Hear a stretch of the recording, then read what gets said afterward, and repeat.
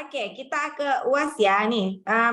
Supaya kalian bagus karena banyak banget kalian udah bagus, udah aktif tapi tiba-tiba UASnya hancur gitu kan. Kayak Winenko kemarin kamu materi UX loh. Kamu aduh, saya sebel banget ngeliat jawaban kamu. Jangan diulang ya Winenko Ya ya. Bu, saya ngerjainnya soalnya mepet Bu. Jangan. Ya, jangan diulang makanya. Nih, Ya Bu. ini berisi study case ya. Jadi kalau misal dia ini, saya minta jawaban berdasarkan study case ya, menganalisa. Bukan, saya nggak terima jawaban teori, tidak terima sama sekali ya. Nggak perlu gitu loh ya. Misal contohnya, misalkan study case bla bla bla bla bla bla gitu. Kayak itulah kayak MAA gitu ya, study case gitu ya. Terus ditanya kenapa apa yang cocok prosesnya gitu kan. Terus misal kalian jawab Scrum, misal jawab begitu ya. Terus kenapa gitu kan? Itu kan dia minta alasannya. Oke, siapa nih? Mas Lembur, Yueti. Oke, selamat Yueti. Nah, terus misal kamu jawabannya Scrum, terus kamu jelasin karena Scrum itu A, B, C deh, yang mana itu teori banget gitu loh. Saya tahu gitu ya. Tapi saya nggak mau kayak gitu loh. Kenapa? Karena kamu harus itu lihat study case-nya seperti apa tuh kamu lihat. Karena begini-gini. Jadi berdasarkan study case-nya, tapi kamu kembangkan dengan teori gitu loh. Tapi kalau benar teori plek-plek gitu ya, aduh saya nggak suka banget ya. Nggak perlu belajar kelas saya kalau cuma kamu isi teori, nggak perlu gitu loh. Ya, kan saya udah jelasin tuh panjang kali lebarnya di Vicon 1 ya, bedanya Scrum, bedanya Waterfall, bedanya apa itu SDLC. Kalau pengen tahu banget lagi ya, buka aja video-videonya banyak kok di YouTube. Nggak cuma di YouTube saya, banyak lah. Proses model itu banyak kok ininya penjelasannya. Terus juga literatur ya, googling yang harus YouTube, internet, yang sukanya baca ya baca gitu kan. Banyak kok. Ya kalau nggak paham tanya saya gitu, WA saya boleh ya. Tapi kalau udah UAS sih jangan tanya saya lagi, saya nggak mau kalau UAS ditanyain. Terus jawabannya mesti tepat ya, sesuai poin-poin pertanyaan.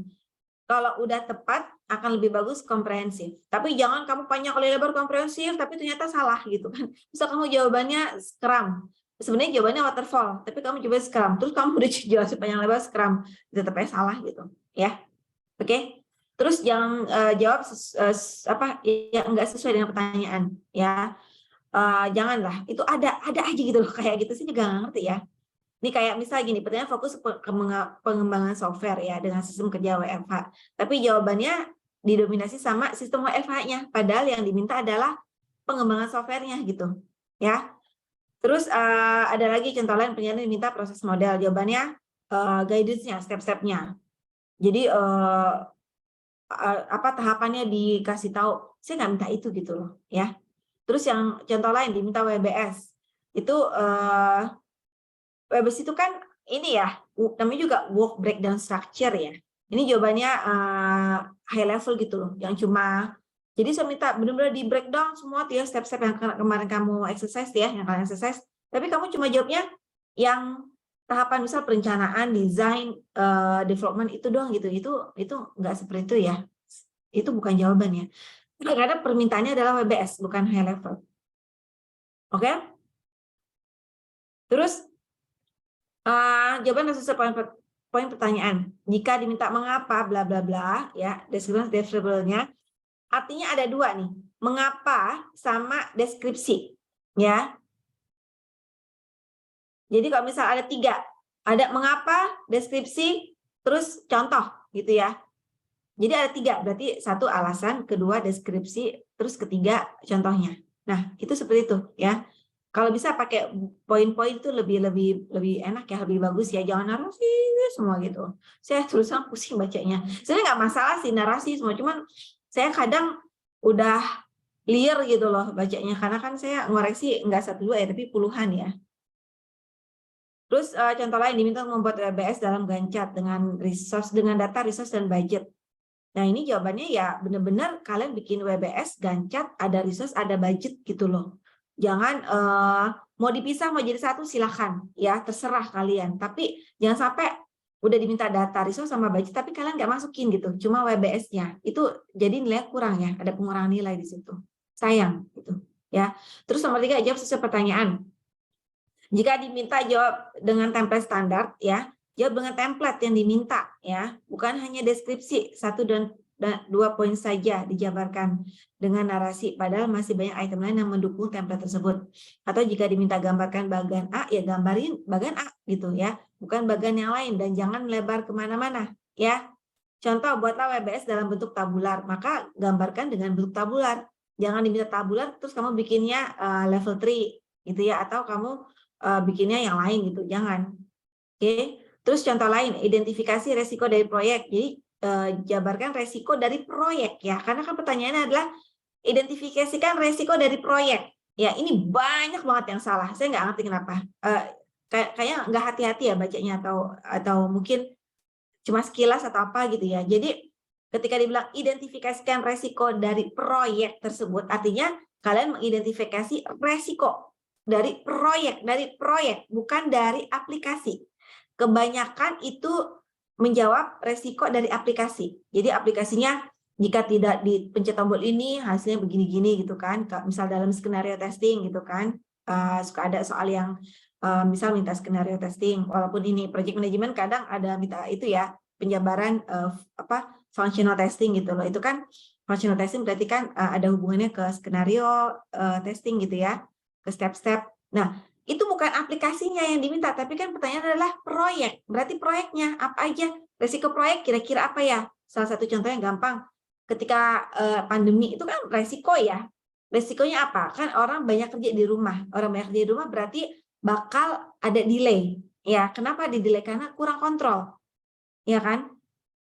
Kontrolnya seperti apa mesti dipikirin gitu. Nah, itu mitigasinya gimana? Nah, itu mitigasinya kalau kurang kontrol, berarti mitigasinya mungkin dibikin aplikasi yang setiap 1 jam mesti laporan gitu kan, atau enggak laporannya pakai foto atau video gitu. Mungkin, nah itu mitigasinya, itu dalam proyek ya. Jadi bukan aplikasinya, karena ini banyak banget yang mengidentifikasi resiko di aplikasinya, itu salah ya. Contoh lain, gambarkan flowchart testing. Nah, yang digambar itu flowchart testing ya. Flowchart testing. Kalian kalau mau testing tuh yang lagi UAT siapa tuh yang tadi chatting saya? Kan kamu tahu ya, yang harus kamu prepare apa ya?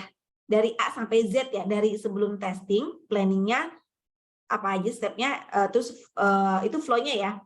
Terus membernya siapa aja kalian harus siapin, bikin dokumentasinya, bikin skenarionya, bikin ini segala macam sampai testing. Habis selesai testing ada ketemu bugs, ulang lagi, testing lagi, ketemu bug sampai benar-benar zero defect gitu kan. Terus sampai benar-benar di-approve sama si project manager. Itu flow-nya.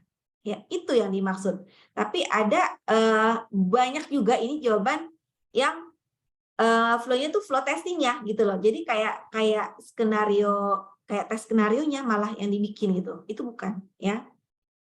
Nah, terus ada contoh minta WBS dalam Gancat, benar-benar Gancat gitu yang kalian bikin, bukan WBS atau modular gitu. Jadi hati-hati baca pertanyaannya ya. Apa yang diminta. Oke? Kemudian jawaban sesuai mata kuliah. Ini waktu itu saya belajar kelas minor ya. Kelas minor itu kelas di luar SI ya, guys ya. Jadi kan kita kan kampus Merdeka ya. Kalian juga kan ngambil mata kuliah minor ya. Nah, ini jadi saya nggak tahu ya, mungkin karena mindset mereka kebanyakan anak manajemen ya, bisnis manajemen ambil kelas project manajemen kan. Terus mereka tuh kebanyakan ya mungkin karena kebawa bertahun-tahun dengan mindset bisnis manajemen, jadi mereka baca soal tuh arahnya ke bisnis manajemen gitu loh. Ya, arahnya ke bisnis manajemen, bukan ke SI-nya gitu. Jadi hati-hati ya. Terus bukan tempelan atau kopas gambar. Nah, ini kayak Gantt, kayak flow, kayak apa segala macam lah ya. Kayak FMEA gitu kan. Ini nggak banyak tapi ada aja, ada. Itu jadi ngambil kopasan dari internet kalau nggak dari tugas kelompok. Hati-hati ya, saya ingat loh tugas kelompok kalian apa aja case-nya. Itu ada yang ngambil dari situ gitu loh. Itu jadi mungkin saya nggak ngerti ya, apa nggak ngerti materi ISPM, apa malas ya, apa nggak mau mikir gitu kan. Itu saya nggak paham ya, tapi ada aja tuh yang dia kopas. Jadi case-nya, misal case-nya Tokopedia, tiba-tiba jawabannya MAA gitu kan. Itu saya emosi tuh, kalau udah kayak gitu saya benar-benar saya coret, saya kasih 0 gitu. Ya, itu masih ada aja ya, ulang-ulang ya, beberapa ya. Lumayan ada lah.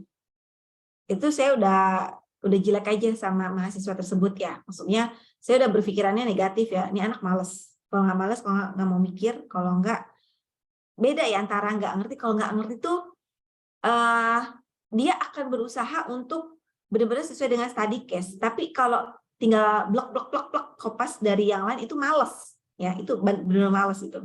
Oke. Terus yang terakhir isi semua. Jangan sampai ada nomor yang kosong, jangan sampai ya.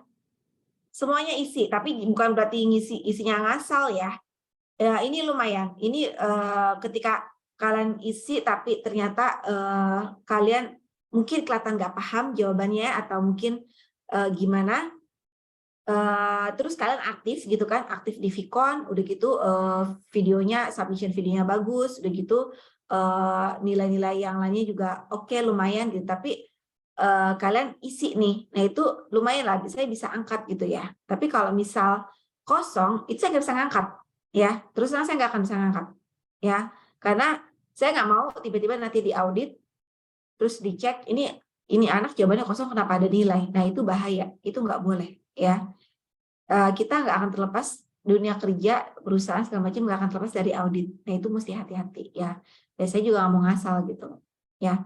Karena saya tahu rasanya di audit. Saya pernah menjadi auditor dan saya pernah menjadi auditi. Nah itu sekarang saya lagi menjadi auditi ya. Kemarin tuh habis proyek selesai itu rasanya luar biasa gitu loh. Jadi pelajaran banget itu, hati-hati banget. Nah saya juga pernah jadi auditor. Sebenarnya saya cecer gitu loh, maksudnya ini kenapa begini, kenapa begitu segala macam, itu benar-benar saya minta dokumennya, data gitu kan, benar-benar perintil banget gitu ya, sampling gitu. Nah itu jadi jangan menyebarangkan gitu ya. Jadi kalau bisa isi. Tapi isinya inget ya, jangan ngasal ya. Bukan berarti saya ada nilai tambahan ini itu, bukan berarti Allah biarinlah Bu Rian kasih gitu. Ya udah kasih, enggak juga enggak kayak gitu. Ya. Ada pertanyaan sampai sini, ini udah ya untuk UAS ya.